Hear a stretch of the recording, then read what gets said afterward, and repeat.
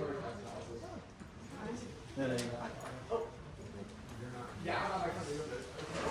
I know. Sorry. No. Well, no, I know. But I'm not that. Oh. No, I think. No.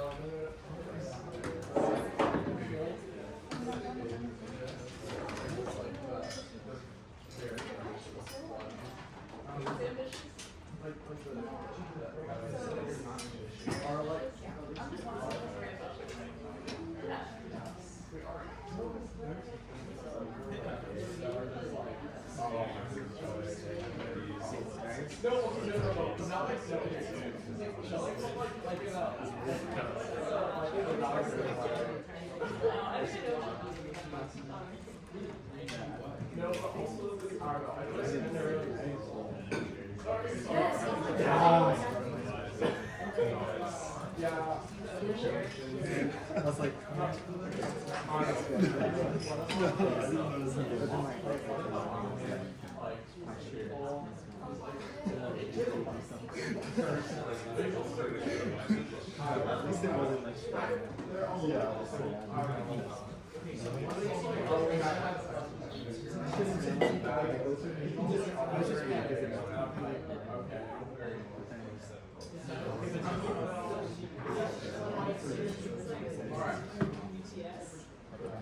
good afternoon, everyone. Hey, I hope you guys are all doing great today. Yeah, so as you know, Professor Chen, he is attending an ASF project talk. So I will be here leading the discussion today with you guys, and I hope we can have fun, right? Okay. Sure. So today's topic is Python numeric types. Let me introduce myself first.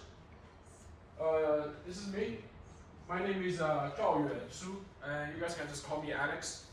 I'm a PhD student working with Professor Chen in DS2 Research Lab, Data Systems for Data Science.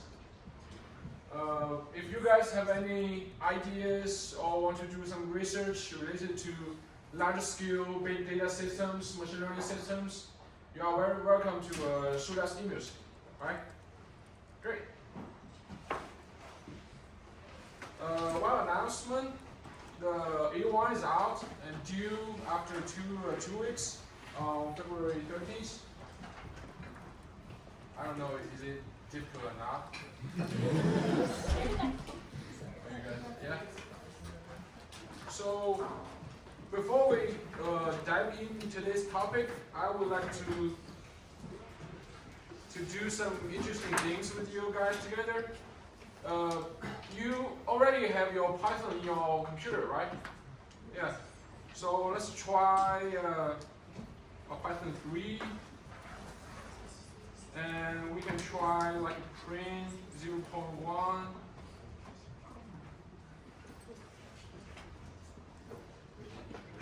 plus 0.2 equals 0.3. What do you guys think? Is that true or false? False. False. Sorry, it's an error. It's my bad.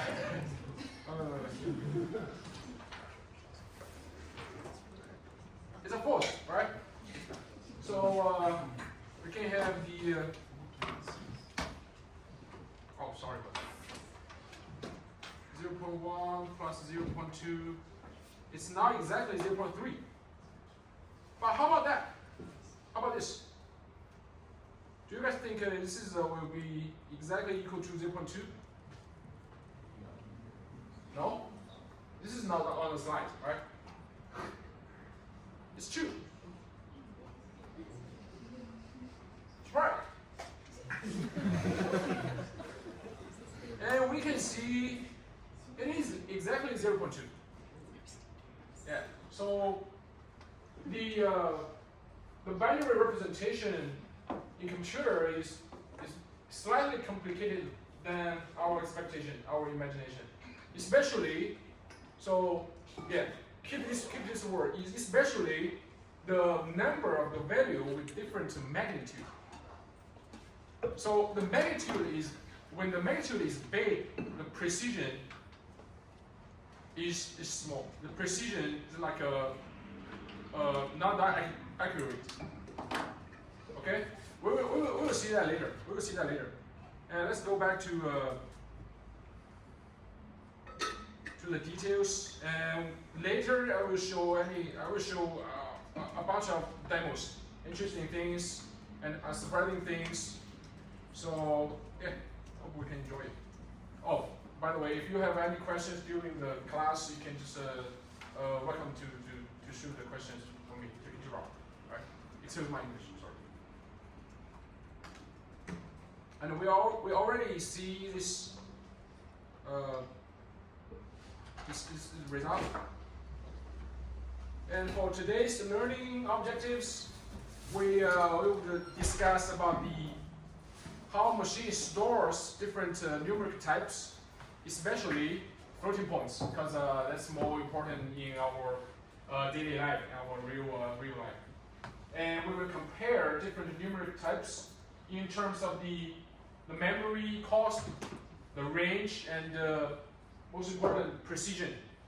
And then, if we have time, we will discuss about the floating points application in nowadays large language models or machine learning applications. So right now we use ChatGPT on our daily basis, and I don't write code. All code is ChatGPT write it for me, and also homeworks, right? Maybe we are not allowed to use it, but I don't know. But everyone uses it. It is true. It is true. It is the trend, and anyone cannot stop it. Anyone cannot stop it. First, let's talk about the built-in numeric types. And over here is the official library, the docs, and a lot of useful functions, tools you can find in this library. And let's quickly talk about the int, the integer. So here, there is a big difference between Python and other programming languages. For example, C++, C, Java, and so on. So Python handles the int, the bit of the int, to represent integers automatically. So previously, when I was an undergraduate, I learned C and C++ first, and I have to predefine the type of the int. Maybe we can use int, which is in most of the computer operator systems, they use 4 bytes, which is 32 bits, to represent a int. If sometimes it's an overflow, because the range of the int is only from around -2 million to 2 million, right? So if you want to do a very huge number, it will be overflow, and you have to handle it by your own. But in Python, there is no arbitrary. It just arbitrarily handle all the integers, like no matter how big it is. So this is unusual in Python. But why all the languages do this way? Because it's simple, right? It's easier for us to use. We just throw a random number to define like A, B, C, X, or Y, Z, right? Why is that? Because it makes it slow. Big fault? Does it make it slow? Yes, correct. Yeah, this is one main factor. It's make it slow, because we all know that. Oh, we hear about that. Python is slow. Compared to the other computer languages. And another factor is that it takes a lot of memory space. So if you predefine 4 bytes as your integer, so there will be 4 bytes used only. But if you let the system, for example, Python language handle such kind of integer, it will just throw you maybe 5, 6 bytes to represent one integer. Maybe it is not that efficient, memory efficient, right? Especially nowadays, memory is also expensive, because we can see the stock market of NVIDIA, we know that. Yeah. Next, flow. in default type in Python is float is double precision. But I think right now floating 32 in most cases will be enough for us. But especially if you want to do some really serious scenarios, for example, medical area, build up a rocket, something like that, you definitely need more precision. But right now, floating 32 is more commonly used, especially for machine learning. And right now, machine learning, they use floating 32, they use floating 16, or even FP8. And we will see what is the reason, what are the reasons behind this development. Just in case you forgot the IEEE format, here is the detailed IEEE format for represent a floating number. A floating number can be divided into three parts. One is the sum part.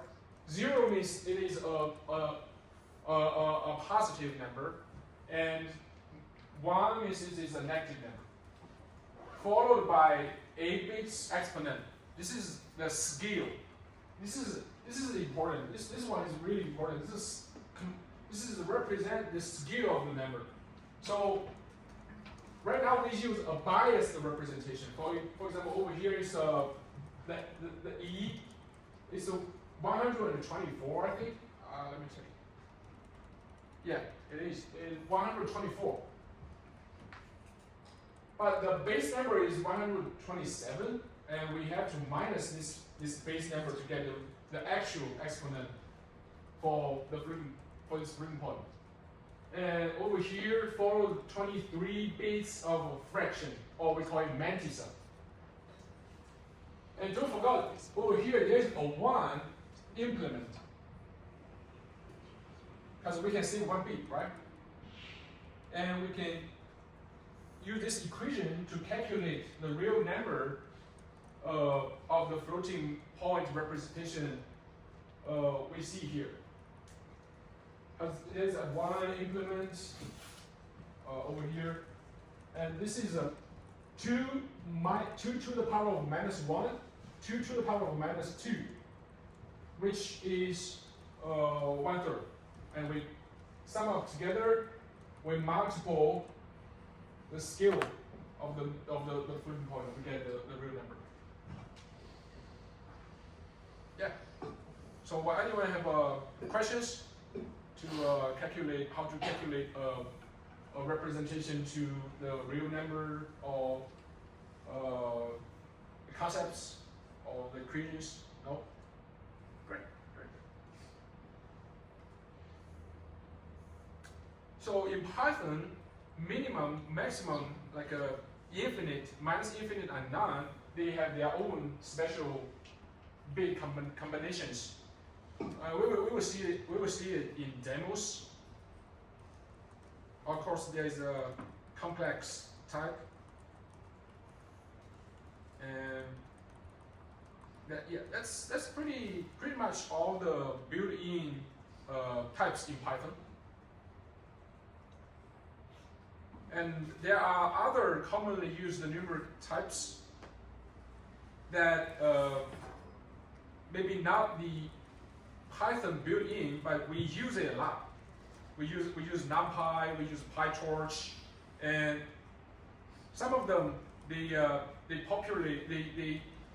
trend of the development. For example, floating 16, int8, such kind of things, because they use less memory and the computation is faster than the high precision floating points.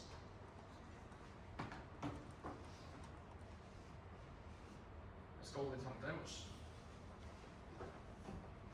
Oh, not this one.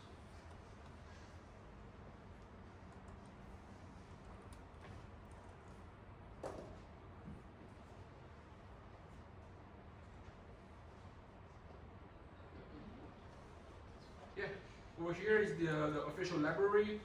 You can find the the different functions to operate different numeric types and beat operations more efficient comparing with the arithmetic operations. And over here, let's do some demo. Let's go in first. From here we can see this is a really huge number. It's a massive number.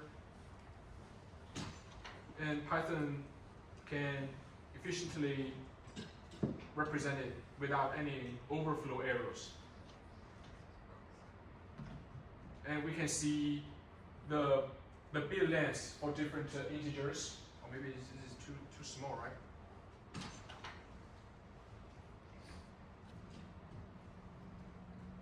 How about now? Can you see the number? We have 5, we have -5, and we can see that the binary is the same. It's only the difference is there's a minus behind the representation. It's pretty much the in is simple. And let's talk about flow. Over here, I just predefined two functions that convert the floating points into their binaries. You guys will have this demo after class. For example, we can see. Oh, I have to write first. The 0.1 with its binary representation, and 0.2, and 0.3, and also 0.1 plus 0.3. So from here, we can see a difference between the last 3 digits. So that's why the error happens. But what causes this error? 0.1 plus 0.2. Why it is not equal exactly to 0.3? Because from here, we have 0.2 binary representation, right? We have 0.1 binary representation. So how exactly machine handle this addition? First, definitely you cannot just add these two together. First, you have to make the scale the same. For example, 0.1 is smaller than 0.2, right? In order to add them together, you have to convert 0.1 with the same scale, same exponent with 0.2. And then the matrices will switch back a little bit. And you just add them together because there will be a run up arrow during the addition. You can see that over here is 1, 0, 0, right? Over here is 0, 1, 1. And in this one, if we can show more matrices, we will see that there's a 1 followed by 0, 1, 1. And we only have 23 matrix bits to encode. So to diminish the error, we have to run up. And then we will see that there's 1, 0, 0 instead of 0, 1, 1. And that's why the error happens. That's why you have to be careful during some very precisely calculation in your computer, in your application. Because like 2 years ago, I read a paper. I do some experiments during in my research, and I found that so the algorithm design is perfect, but when I implement, I found that very a few models. I do model compression, large language model compression. Very few models they introduce a lot of errors, and I debug it all the time. But I didn't find any errors. But I printed all the time. So finally I found that 1.99999 for 9 digits plus 1 and it's minus 1, it is not equal to 1.9999. It equals to 2. So in that way, the mantis changes a lot. So it introduces a bug. So so to debug this one, it take me a lot of time.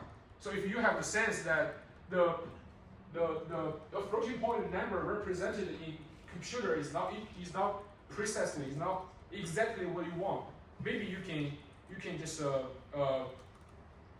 introduce less bugs in your application, right? Yeah. So if you had like more memory allocated to it, so like if it was like larger than float 64, would that help deal with this issue, even though it would like take up more memory? Yeah, for sure. If you have more bits, you can make more zeros over here, right? Yeah, because the precision is more. The precision is higher. Yeah. And later we will talk about why. Right now, industry they use floating 16. Floating 16 is less precise, right, compared to floating 32, floating 64. So I hope I clearly illustrate why this happens, right? Good. And we can see some interesting things. We can see the max and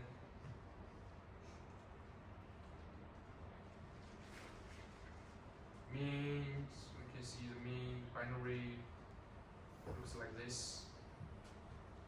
and max looks like this. And we have the negative max.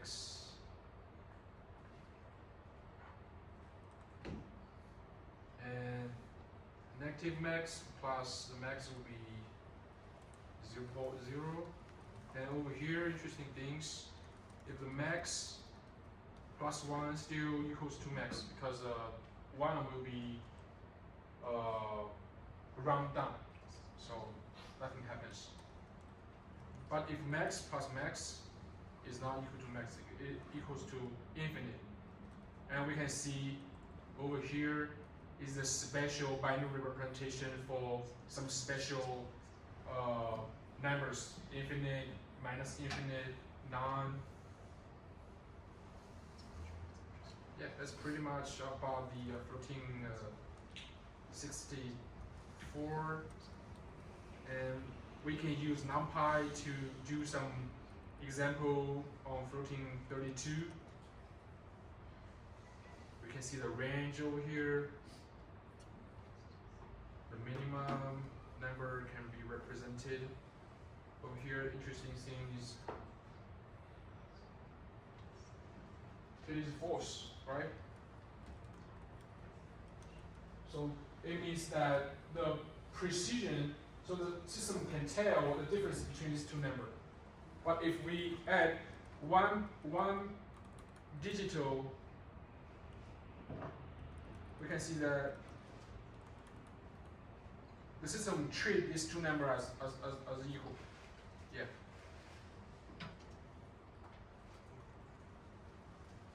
If you can compare this one with this one, what did you see? This one and this one. They have the same digital number, right? Is the same? No? The top one is 8.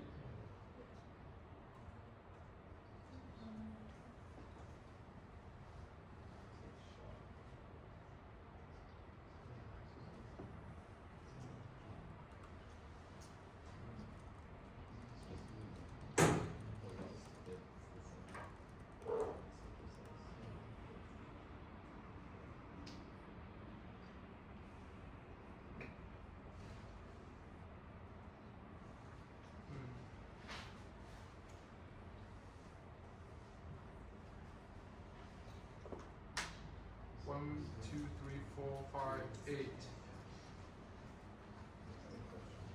7. Okay. Let's compare this one with this one.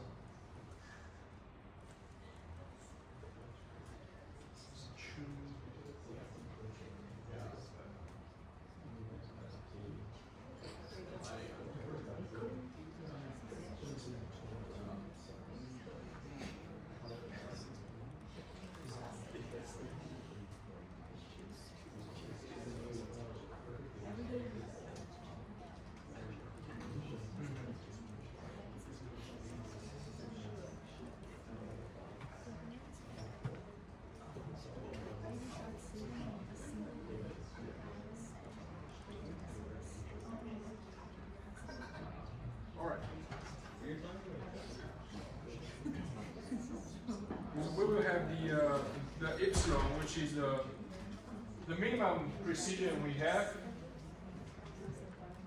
And also, if we try epsilon minus divided by 2, we can see that the precision is less than the machine can handle. Alright, that's a demo for the floating points. And then we will talk about some interesting applications of floating points into the large language model.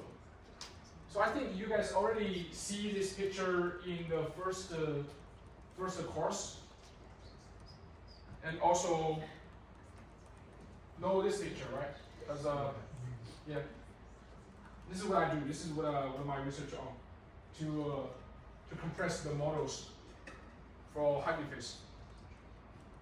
And originally, I crawled a lot of data from Hugging Face, back to 2 years ago, 2022 September.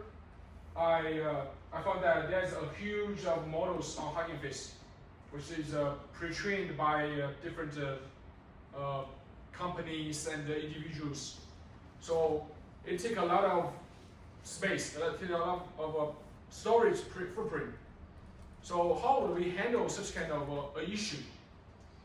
So if you know the model, you have a concept of the machine learning models, you will see that they have different layers, right? For deep learning, the model, the layers is so big, maybe more than 100 layers. So initially, the idea is that maybe we can see that if there are some layers are the same between different models. So I crawled 22 terabytes models stored into our department server, and we found that only less than 5% of the footprint can be deduced by the layer hash. We can hash the layer, right? We can load the model into memory and hash every layer to get a hash value. If the hash value is already in the hash table, that means we already have this layer. But we found that it is not doable, it is not practical to shorten the memory. So what we do? Maybe there are a part of the parameters are the same within some different layers, right?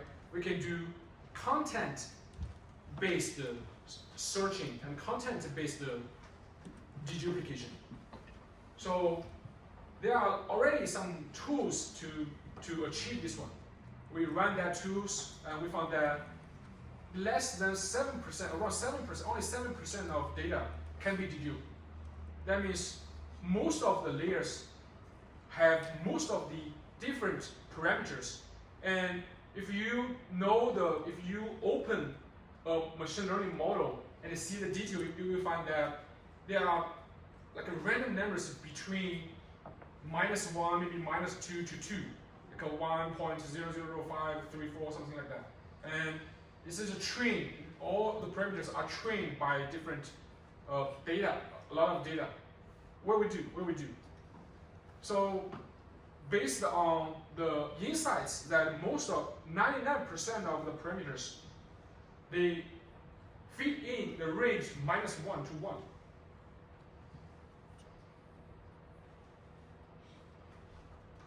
And based on this equation, we know that if all the parameters from 1 to 2, they share the same exponent, right? Yeah, if you think 1.001 and 1.99, the only difference between these two numbers is fraction. So they have the same scale. What we can do is we can, for such kind of number between -1 to 1 for the machine learning models, we can get the absolute value of this number. So we can get 0 to 1, right? And 0 to 1 with +1, we can get 1 to 2. All the numbers will be projected to 1 to 2. And 1 to 2, all the numbers, they will have the same exponent. And what we know, the exponent, we know the exponent, what it is. We can eliminate the exponent and also save the mantis, right? In that way, we eliminate 8 bits out of 24 bits, which is 1/3. Which is 1/4, or which is 1/4, sorry about that, or 1/3. So in that way, we reduce the memory footprint we need, right? Yeah, go ahead. So why did you choose like 1 to 2, not just 0 to 1? Couldn't you just any of the numbers that were from 1 to 2, 0 to 1? Yeah, that's a good question. So let's just show that. Let's just do that together to see why we use 1 to 2, not 0 to 1. So for example, we can do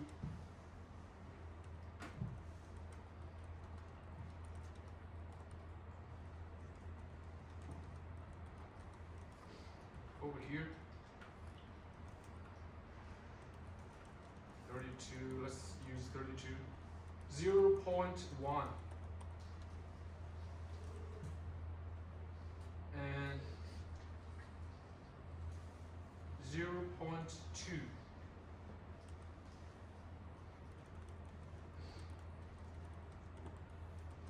Can you see that? This is different. The matrix size, the exponent is different. So, and if we go more precision, we go 0.005, maybe 0, something like that. The 3 exponents are different, right? We can eliminate the exponent because they have different scales. And in the beginning of the class, I said that please remember that the precision is different for different value with different magnitude. So that's why they have different magnitude, but so that they don't share the same scale. So we can do nothing for such kind of numbers. But let's see some examples with the 1.1 and 1.2.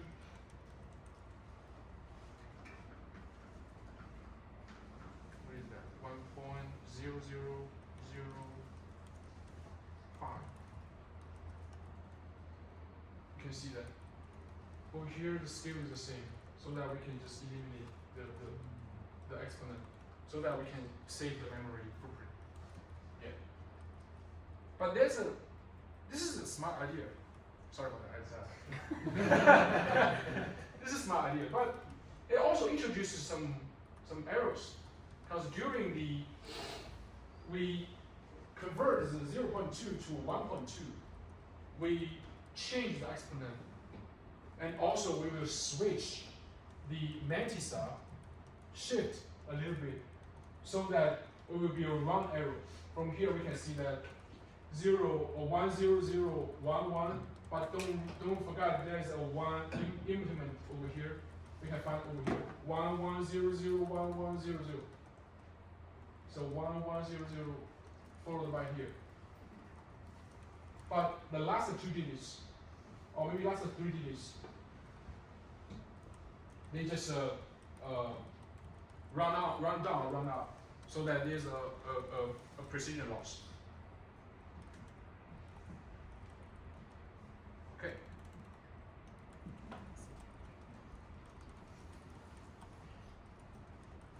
So this is what I do for my previous work at Google.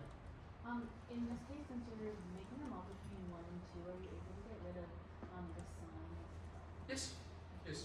But the sign, but some of the number, so they don't, all the numbers, they are not all the negative or positive. Some of them are negative, some of them are positive. So in order to recover the original value, you have to store the sign. Yeah. Otherwise, we will not know it is a positive number or negative number. Yeah. So this one has been published on a top tier storage conferences. So if you have interesting ideas, if you want to do some research, we can collaborate maybe in the future. Right. Okay. Let's back to class. Talk about the 30 points, the application in our modern deep learning applications and large language model applications. So, as we know that the large language model getting bigger and bigger right now. So they have previously, there's a Llama 70B, and right now there's 400B, maybe 1 trillion has already deployment in OpenAI. We don't know that because OpenAI is right now is closed yet. And but we don't know that. It's we don't know what model behind the ChatGPT right now. But definitely, for sure, the memory is very precious. The memory space, especially on GPU, and also the computation overhead is very precious. So we don't want that we ask a question, we throw up a homework question to ChatGPT and we get the response overnight, because that's not doable. So they have to be smaller. The model has to be smaller, and the computation has to be faster. So that's why they introduce different floating points, different floating point types, such as P16, BF16, which is Brain Floating Point 16, and this is invented by Google.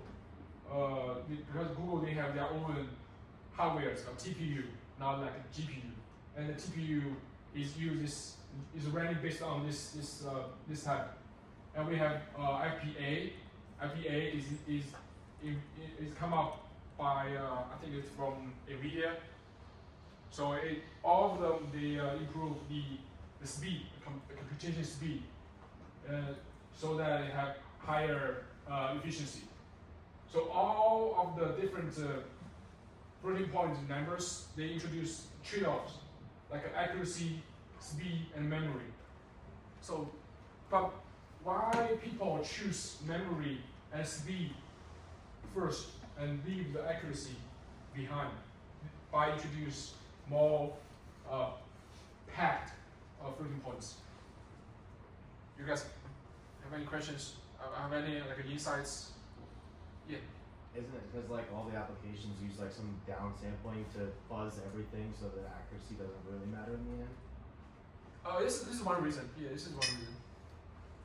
Could it also be for like just the user, like making the user like an enjoyable experience in a way, like because you don't want like we're willing to sacrifice speed for accuracy, so like if you need an answer quick, you might need. Yeah. That's right. Yeah, this is another factor. Anyone else?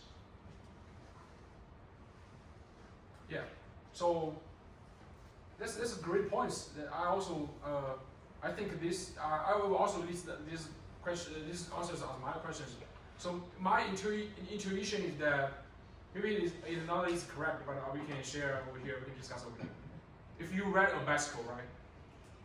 So you as a model, you can treat yourself as a model, and the bicycle is a data set, and you learn the skills how to balance, how to speed up and brake on the bicycle, just like a model trained from the data set. If you have a model, if you have a bicycle, which the wheel is not accurate, the wheel is like this. Can you write it? You can, right? You can write it. You can write it. You can quickly adjust your balance to use this one. Yeah, just like the machine learning models, even though for every parameter the precision is less. For example, when we use FP16 is less than FP32, but all the billions of parameters combined together, it can overcome the accuracy, can overcome the non-accurate view and to balance it. And maybe after a long practice, you can write it as good as you can write it with the correct view. So in this scenario, the accuracy is not that important, not that crucial, right? But speed up and break, just like you guys mentioned, performance and response time will be the most crucial factors we can consider, right? Yeah.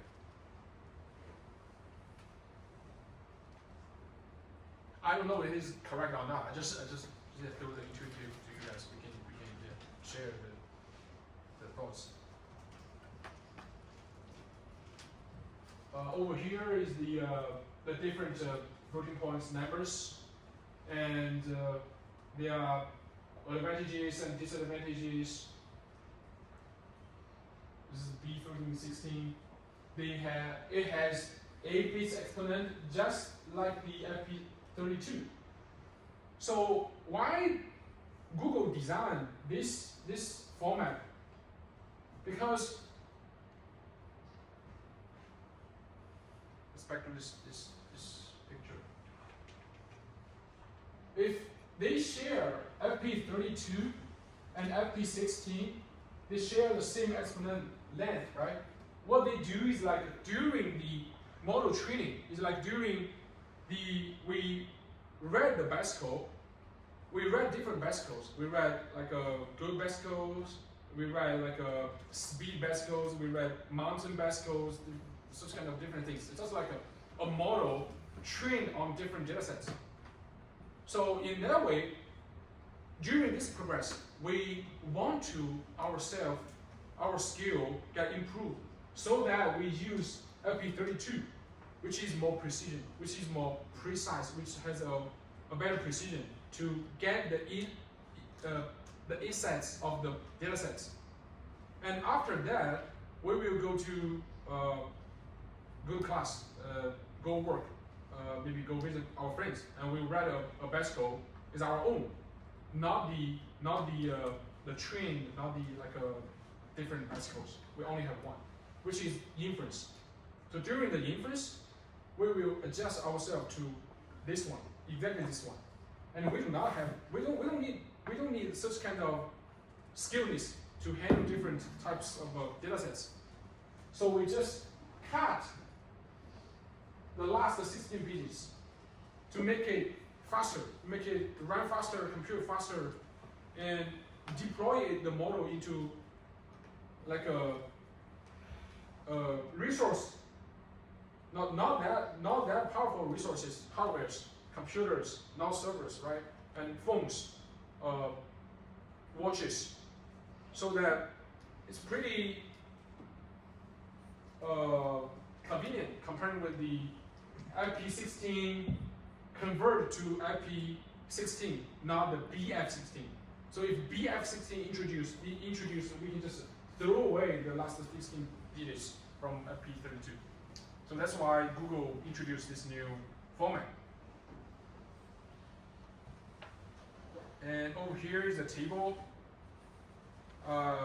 shows the different metrics of different floating points representations. Okay.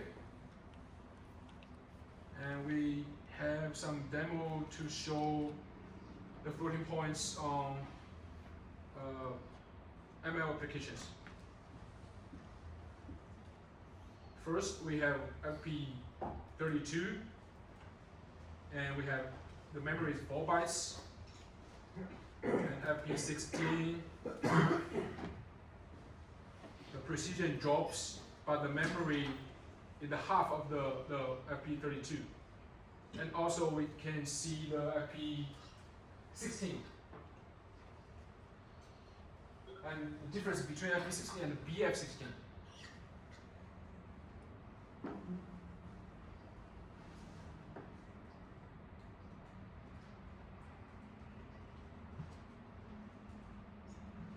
Yeah, one question over here. Yeah. So if you're building a model, how do you decide like how much precision you need? Yeah, cool one. So the answer is you may don't know the answer. You may try it. Yeah. So especially in real application, you may have to try it first, and then you revise it, and you try it first, you revise it. I don't know. So like to your last point before going into this, you were saying that during like model training, we might use FP32 or FP64 for higher precision. But then once we've tuned like our parameters and everything, and we put that model into like deployment, we can change it to like FP16. To then, so like the deployed model is faster, it uses less memory, but during training we want to make sure it's precise for our parameters. 100 correct. Yeah, Okay. 100% correct. That's exactly what I want to say. Okay. Because the deployment is more important for customers, right? So we want to use it, and we want to make it. We want to get shorter response time. We want to the experience good. So that's why the precision is not very important during the inference. Mm-hmm. So another very important research direction is to quantize the model from FP16 to int4 or int8, maybe int3. Only use 3 bits to represent a parameter, so that the model can fit in the watch, can fit in maybe a ring, such kind of things, IoT. So I think, yeah, I tried that direction during the summer at Samsung. I was an intern at Samsung in San Jose, and the competition is so intensive. So there are like previously some doctors and professors, they work on math. They have very strong math background and calculation ground, and right now they are experts on the models, on the machine learning, large language model industry, because the impact of the large language model is so big, right? And we cannot compete with them in terms of the math. So they're good at it. I'm still trying. Yeah. So is that part of the reason why like the Apple Intelligence might not have worked as well as they thought it was? Because like they couldn't compress the models down to work on the phones well enough to like summarize the news articles and stuff. That's right. This is a really important direction. When I was intern at Samsung, what I do, the job is like allow me to come up an algorithm that can compress the large language model, fit into Nexus, fit into the Galaxy, fit into the Galaxy phones to deploy large language model into Galaxy phones, but I failed because it is too difficult, and there are a lot of metrics to measure a model good or not. That's for example, we give him a GRE and give it SAT, to see how it performs, right? So the full precision model, maybe they can answer 90% of questions correctly, but after quantize, after compress, or even after convert from floating 32 to floating 16, the accuracy drops. And maybe the degradation is unacceptable for us, for humans. So it cannot be used in such kind of scenarios. Yeah. Okay. So I have a question to you guys. Do you think which one has the better precision, FP16 or BF16?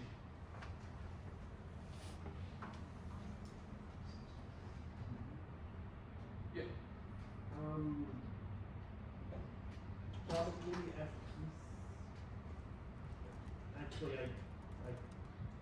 I almost said that, but You can share the thinking chain. You can share anything you think.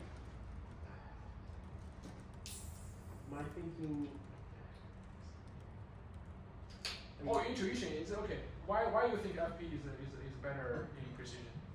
FP 16 FP 16 is better to represent the small numbers.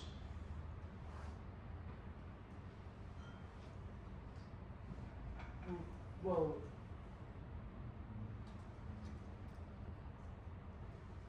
my thinking was that BF16 reserves more for space for the exponent, so it'd be worse at small numbers. Yeah. The thinking direction is good. I think it's correct. Correct.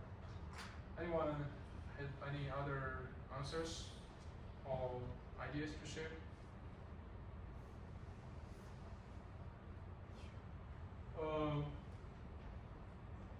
So yeah, that's right. So the thinking idea is that the BF16 it has 8 numbers for the exponent, but FP16 it only have a BF16 has 11 exponent numbers, right? The BF16 only have 8. So that means there will be more multi-sub bits for FP16. So if we're thinking that way, let's back to this one. Oh.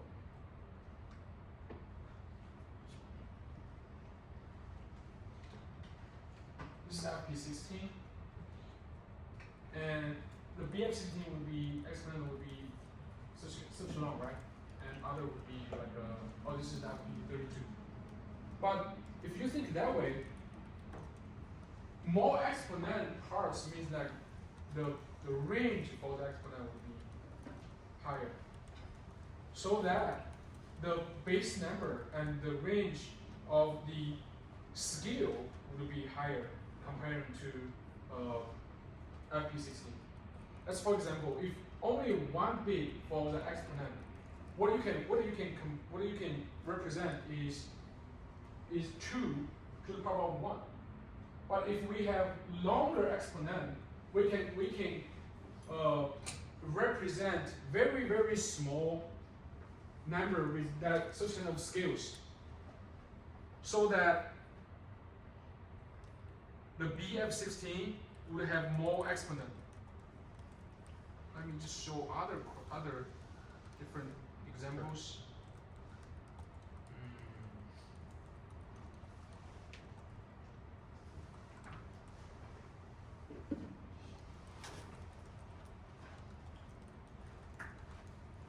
Over here.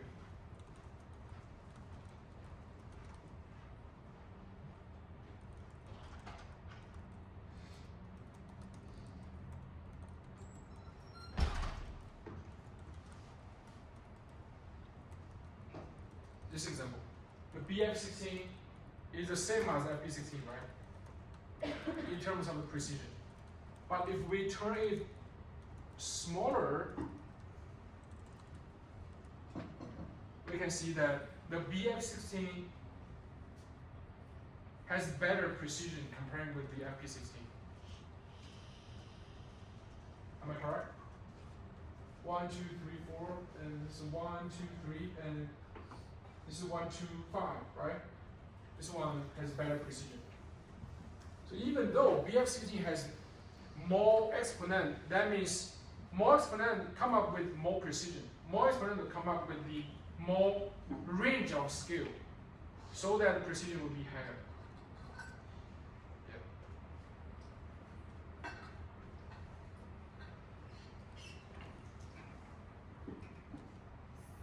Have any questions on this topic? No? Okay. And we have FP8. Over here we can see the computation efficiency on FP16 and FP32. Over here is the calculation time. We can see that using FP16 to do the matrix multiplication is much faster than the FP32. Right?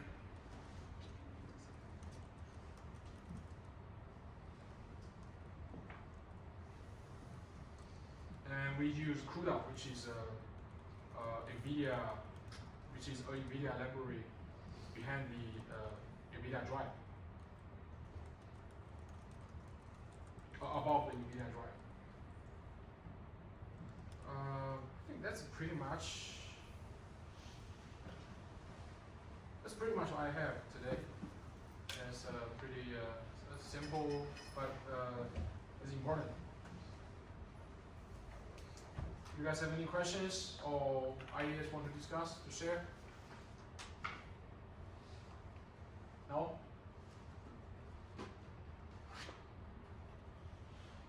What shall we do for the last time? What shall we do? Let me see whether professor texts me or not.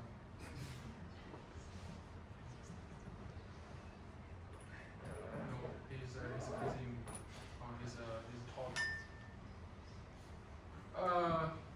Maybe I can share some interesting ideas or research experiences to you guys. If you want to listen, you can stay here. If you want to join the discussion, you are very welcome. If you have any either important things to do, you may go. You may busy by your own. This is my 4th year. I'm a PhD student here. My 4th year. But right now I only have 1 top tier papers. So we know that maybe for graduation, maybe at least the 3 top tier comprehensive papers is required, right? But for me, I start on a project like the large language model compression for the last summer. So when I do that decision, I want to do this direction because I see a potential influence, a potential impact on this direction. But high reward come up with high risk, right? So everybody also see that one. So they do this direction, so the competition is so intensive. But I don't regret on this one. What I want to share with you guys is that if you got chance, if you have interest on the AI, on machine learning, on large language models, I think you should grab it. And that's why I talk. There are the reasons behind this one. How many men over here want to go to the battlefield? Like into the World War II? Yeah. Yes, sir, right? Yeah. But the environment do not allow us to do that. But the interesting question is that right now we are participating in machine learning and AI battle, an AI revolution. And we are exactly the scene. We are experiencing this one. Every day, every moment, every second, the world smartest, like scientists, maybe capitalism, they work on this direction so hard, even we are sleeping.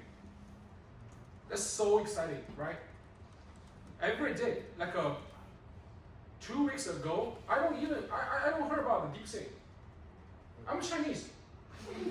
I don't know DeepSeek. And right now, DeepSeek is slashing the Wall Street, right? The G Street. NVIDIA is dropped 6,000. How many billions? I don't know. It's I think the peak was like $550 billion. Yeah, something like that. It's dropped 17% of their stock market, right? It's a small group from China. I don't never heard about it. Slap the Jane Street. Are you guys excited about that when you see the news, right? So the thinking idea is that back to two years back, even the emperor, even the king of England, even royal families, they don't have air conditioning. Right now, everywhere we enjoy the air conditioning. So the material enjoyable is shared by everyone, but not everyone participates into a specific revolution, just like a world war, just like an AI revolution. So if you have the chance, if you want to enjoy more from this revolution, you may want to participate into this trend. To learn more about math, to learn more about machine learning, to learn more about such kind of things, how the numerical types represented in Python, and you do some research, you can see. For me, I know the paper saying. When I got the DeepSeek paper, when I watch it, it's so fun. It is so fun. It beats the video games. It beats like I drive a sports car. When I watch it, I was so appreciate the intelligence from those guys. That's a huge chance. That's a good chance for us because we are still young. So yeah, this is other stuff that I want to share with you guys. Maybe yeah, but for me, I'm excited. But for you, I think just some like suggestions or recommendations for you guys to focus on such kind of things. Maybe not only on material enjoyment, but only on intelligent enjoyment. Yeah. That's pretty much all the things. So if your previous research was like more, what are you focusing on? Right now, yeah, my research is focusing on improve the performance of the large language models. So yeah, let me give you some examples to make it easier to understand. So for example, right now DeepSeek is get attacked. So when we go DeepSeek website, when we want to ask some questions for DeepSeek, it tells us the server is busy, right? I don't know it is OpenAI did or Meta did, but no, that's a joke. Don't sue me. So it tell me the server is busy. So what I do is to handle such kind of burstiness, busy, to decrease the issue happens when a lot of requests comes to one specific server. Because GPU memory is so precious. NVIDIA right now, the latest model from NVIDIA have 200 gigabytes, but our computer, for example, this one has 1 terabyte SSD. Not mention the servers, they have like a huge host memory, huge SSDs, but the GPU, HBM, so high bandwidth memory is still precious. So we have to design a new system with new technology, how to handle the large language model inference serving with less powerful GPUs, hardwares. Yeah, this is what I do right now. Yeah, the competition is also intensive, but not that intensive compared to the model compression things. So you can just get some papers, get some news blogs. If you have any questions, have any research ideas, want to do, shoot emails to Professor Chen. He's an expert on that one. And if you just mention that you on this class, maybe I will work with you together, guiding you how to learn how to ride a bicycle. Yeah. And you will ride by your own. All right, that's pretty much today. Thank you guys.